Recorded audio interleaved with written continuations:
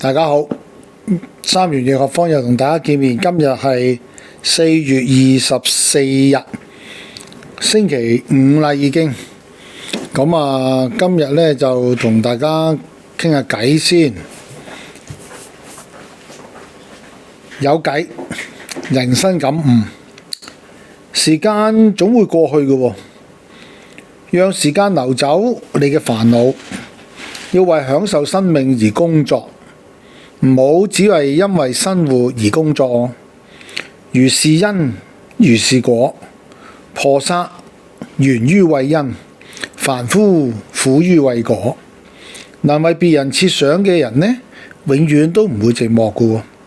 有人能夠抵抗百萬大軍，卻無人能夠抵抗死神嘅來臨。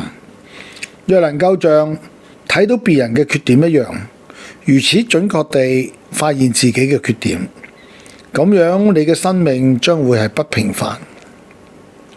當感謝告訴你缺點嘅人，順境嘅時候千祈唔好怠懶自大，逆境嘅時候要勇敢去忍受。狂妄嘅人常常無故樹立敵人。世間一切乃眾緣合和，眾力所成，非獨一人所能。所以當要懷感恩嘅心。失意自知以忍，快意自知以淡。常令人無增減，是明淫入道之人。寡言養氣，寡事養神，寡思養精，寡念養性。寡言養氣呢，即係話你吞翻啖氣，唔需要講得太多嘢。有句説話叫做智者不言，言者不智，講得越多，錯嘅越多。寡事養神，冇乜嘢事令到你呢可以養神，少唔管閒事就會養神啦。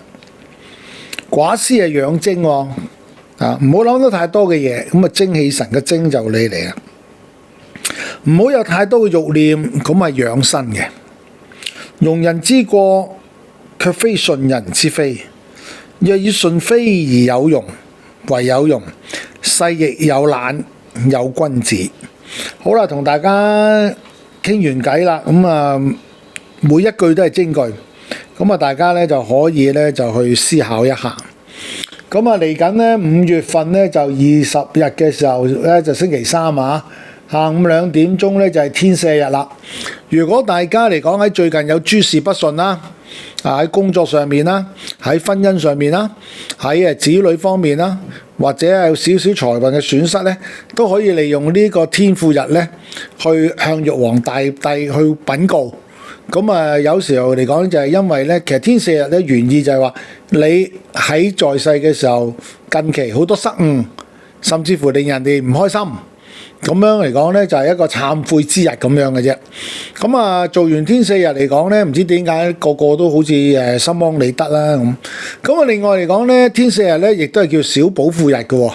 嗰個小寶庫日嚟講呢，就係你近期嚟講呢，可能呢就使費使大咗啦，然之後呢，就唔知點解成日都漏財啦等等，都可以借助呢個天父日呢，就去我哋叫做寶寶個庫啊，我哋叫做小寶庫啊嘛。咁樣呢個小寶庫呢，因為呢就曾經有個師傅同我講話，佢話你應該嚟講呢，小寶庫係另外拆開㗎咁樣，有啲嘢咁樣。咁我就話就暫時都好似未有，如果有新嘅公佈先同大家講。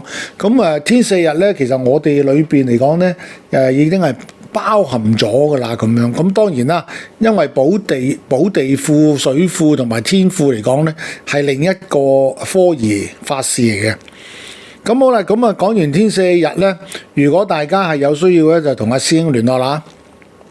我哋今年嚟講係第一次嘅天赦日啦，因為上嗰次啱啱就遇正驚蟄啦，祭白虎，所以呢就冇做到呢個天赦日嘅法事。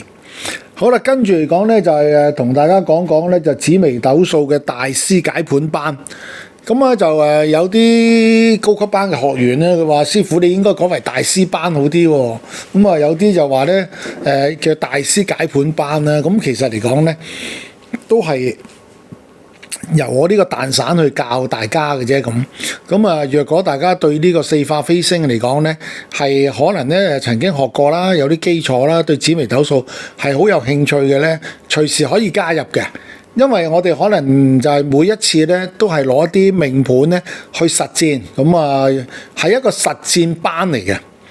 咁大家可以咧就喺學員咧可以提供佢哋自己嘅親朋戚友一個盤，咁啊俾我哋啲學員大家一齊共同去分析，咁啊睇下啱唔啱啊，睇下準唔準啦。同埋咧有啲咩地方嚟講需要加強少少訓練嘅。舉個例問事咁，因為問事嚟講咧，我自己喺嗰啲筆記裏邊嚟講，應該咧我係輯錄咗依家咧，好似有10幾項嘅事項要問。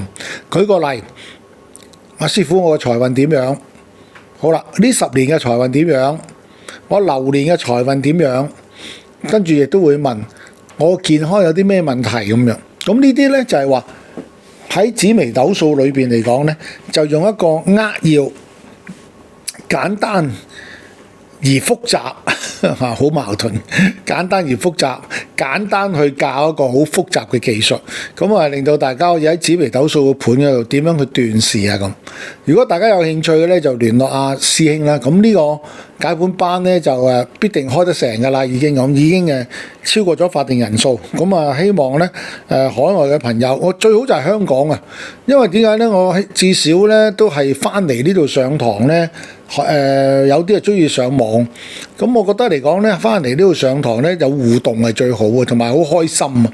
咁啊，大家雖然嚟講每次翻嚟上堂都幾個人不等，咁啊，但係嚟講呢個氣氛係相當之唔錯，因為咧我亦都會準備一啲零食啊、小食俾大家一齊去分享，咁啊完全咧純粹一個我哋叫做好似一個聚會咁樣，一個紫微斗數聚會。咁好啦，紫微斗數班就同大家講咗啦。咁未來嚟講可能會就係話隆重其事會開一個短期嘅初班。咁啊，大家要留意，因為咧就上次開咗一個導讀班之後咧，有幾位學員又好有興趣，但係嘅時間因為農曆新年啊嘛，未有安排得到。咁嗱，今日咧就同大家咧就講一講咧，就都好似好多人都有提過下咁樣。咁啊北部嘅都會區咁樣嗱，咁啊亦都有褒有貶啦咁。但係就我自己角度嚟睇下，咁咧就喺九運裏邊嚟講咧，就有幾樣嘢要注意。同時間嚟講，嗰個地運亦都好重要，同埋揀選地區亦都係相當之重要嘅。咁咧港府嚟講咧，揀咗呢個北部嘅做一個都會區咧，我自己認為咧就會喺一啲時間之後咧，會係一個香港嘅另外一個核心區域，甚至乎一個主要嘅區域。初步嚟講咧，係知道本身有創科啦，咁啊創科嚟講就以我哋叫做AI 啊、電腦啊，即係科技嘅產品啊或者服務為主要。第二樣嘢嚟講，亦都有一個少少嘅大學城，咁啊將大學嘅分部啊，或者其中一啲學科咧，都會放喺呢個北部呢度咧，就有教學大樓。另外嚟講咧，就仲有一間中醫院添，所以咧你見到嚟講咧，佢嗰個規劃嚟講咧，喺未來嘅時間嚟講咧，喺北部呢個位咧，係會形成咗一個小嘅大都會啊，好似好矛盾，小嘅大都會，其實咧係慢慢咧係不易。咁啊，第一嚟講咧，北部高會區嚟講喺風水上面嚟講咧，係具備咗呢個九運嘅一個發展嘅區域嘅。因為咧喺九運裏邊嚟講咧，我哋就話要發北啊嘛，咩北要見水，我哋應該可以咁講。我哋嚟講咧就係話北面要見水嘅格局，然之後咧先會比較旺嘅。南面嚟講咧就要見山。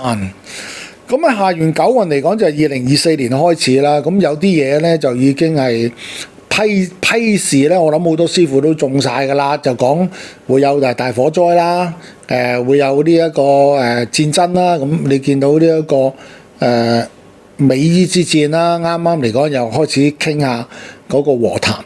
但係傾完呢個和談咧，未必嚟講咧，又會令一啲零星嘅戰爭咧就會出現㗎啦。咁另外一方面嚟講咧，個戰爭咧唔單止淨係個叫我哋叫做話粗彈藥火，即係我哋叫做嗰啲武裝戰爭啊，商業嘅戰爭嚟講咧，亦都喺度蘊藏緊，大家要留意一下啦。咁啊，2024年嘅時候嚟講咧，就已經踏入咗個下元九運啦。咁呢個北部區呢個地理嘅位置咧，咁啊運勢嚟講咧，係可以話係喺香港咧，喺未來嘅20年啊，係舉足輕重嘅。第一嚟講咧，我哋就要睇下嗱，我哋睇翻我哋而家 PowerPoint 嗰幅圖先啦。嗱，呢幅圖嚟講亦都係最新嘅，同時間嚟講咧就係好靚啊！呢幅圖，咁我哋要睇風水嚟講咧，基本上有嘅嘢要解釋咧，都會有喺呢一度。嗱，第一嚟講咧，我哋就要話喺3元9運之後嘅最後一個運啦。咁我哋嚟講咧，最具講究一個叫寧正位或者叫寧神位。咁佢寧正位係乜嘢咧？寧正位就話南邊咧就要見到有山，但係北邊咧就要見到有水喎。咁呢個咧就屬於一個旺財旺丁嘅大吉，即係叫做吉局啦，一個叫做好靚嘅地方啦。咁啊，點樣為之叫大吉咧？咁我哋叫做旺丁同埋旺財啦。咁啊，人口嚟講都會增加啦。咁啊，同時間嚟講嘅就業嘅情況係相當之理想。另外就係話呢個地運嚟講係會產生好多財富啊。咁啊，所以北部區呢個選址咧係選得係相當之我哋叫做唔差先啦。嗱，首先嚟講北邊咧就見水啊！嗱，我哋有嗰幅圖裏邊咧睇唔睇到啊？見到有條城門河，唔係呢個叫深圳河喺呢度。喺北部嚟講，我見到已經有水啦咁。咁啊，連帶北部嘅都會嚟講，譬如有咧元朗啊，有粉嶺啊、上水啊等等。咁咧北邊嚟講咧，鄰邊就有深圳河同埋有呢個後海灣啦。咁喺地理上面嚟講，佢哋嘅串聯同埋呢一個我哋叫做咧互補嘅情況之下嚟講咧，係符合咗呢個北面見到水喎。咁啊呢個嚟講咧係絕對咧，我哋認為都係凌晨水嘅呢個格局嚟嘅。啲凌晨水嘅格局嚟講咧，最有利咧就係財運啦咁。咁啊，因為香港嚟講咧都立咗好幾年啦咁樣。咁啊北部嘅呢一個發展區嚟講咧，係成為咗我覺得嚟講喺未來幾年嚟講，甚至係10幾20年嚟講咧，係香港一個叫新嘅希望。我哋應該嚟講咧叫做話新都會、新希望咁樣，即係呢一個係直情係一個微小嘅大都會，係令到嚟講咧香港嘅經貿啊、科技嘅發展咧係會有相當不俗嘅表現。咁好啦，咁啊跟住嚟講咧，南面嚟講咧就會有靠山啦。咁喺呢個北部區嚟講咧，咁我哋將佢睇翻啦，就係北部即係指乜嘢咧？即係指我哋依家香港九龍半島嘅地方啦，等等。咁啊有大帽山啦，同埋嗱大帽山嚟講咧係屬於喺風水上面呢個山脈咧係作為咗一個屏障啊。符合咗呢個正神位見山嘅要求先。嗱，見山就有咩好處咧？大利人丁嘅健康啦，大利人才啊，最重要就係大利人才。嗱，無論喺邊個地方嚟講，輸入人才或者回歸都好啦，係對佢哋嚟講都係有個好處嘅。咁啊，大家不妨諗一諗啦，就要話諗一諗，翻返嚟香港喺北部區咧去發展。咁啊，跟住嚟講咧，我哋就話如果喺呢個風水學上嚟講咧，我哋見到呢個深圳咧係中國南方嘅其中一個市，係發展得係最好嘅，而且佢嚟講咧就帶動咗呢個北方嘅氣場。北部區嚟講咧，鄰近最近咧就嗰一條河嚟講咧就係深圳區啦。咁啊，形成到嚟講咧，香港嘅北部區域嚟講咧，係可以沾染咗我哋叫做一啲喺唔錯嘅一個氣場啦咁。咁啊，亦都可以咁講，呢個咧亦都係叫做龍脈通氣啦。喺未來20年裏邊嚟講咧，北部嘅規劃咧，其實咧就要配合一啲交通嘅幹道先得。第一嚟講咧就係東鐵線啦，同深圳嚟講咧就會形成咗一個叫做南北貫通之勢。咁啊，亦都可以話香港咧叫做接氣啦。咩接氣啦？係接咗個北方嘅氣過嚟。咁啊，呢個氣嚟講咧，令到係可以帶旺香港啊。咁啊，呢個係即係我哋叫做九運啊，就係啱啱嚟講咧，係真係要靠北部都會嚟講咧，先可以旺丁旺財咧咁樣。咁啊，而且嚟講咧，喺短期同埋呢一個長期嚟講咧，喺比呢個香港島啊，或者中環啊、灣仔咧，係已經係叫發展咗成熟嘅地方咧。北部嘅區域嚟講咧，依家建設初期咧，係會比較上咧優勢嘅，會有優先添啦。咁我哋可以咁講。咁我自己咧就將佢咧就分咗3個階段。咁啊，今年係2026年啦，其實2025年已經開始㗎啦，有啲逐漸咧已經係有一啲新嘅大樓啊，或者一啲咁嘅好大建築物可以出現咗。咁啊，第一期叫做萌芽期啦，其實就係話喺九運進入咗第2年開始啦，就係由2025年嘅時候嚟講咧，係屬於一個北部都會區嘅叫做萌芽期。咁啊，跟住去到2035年嚟講咧，就叫做成熟期喎。發展咗10年之後嚟講咧，就開始慢慢去成熟啦。咁啊，去到2045年嘅時候嚟講咧，就屬於一個叫做收成期。咁啊，如果我睇呢個風水嚟講嘅預測嚟講咧，唔單止係整個九運啊，咁啊跟住嚟講啊，嚟緊嚟講就上元一運啊嘛。咁因為一嚟講咧，都係屬於九運嘅，我哋都係叫做遠靈性啊。咁所以嚟講咧，喺呢個北區嚟講咧，嗰個發展咧，未來嗰30年咧，應該嚟講咧係相當之我哋叫做相當之蓬勃啦。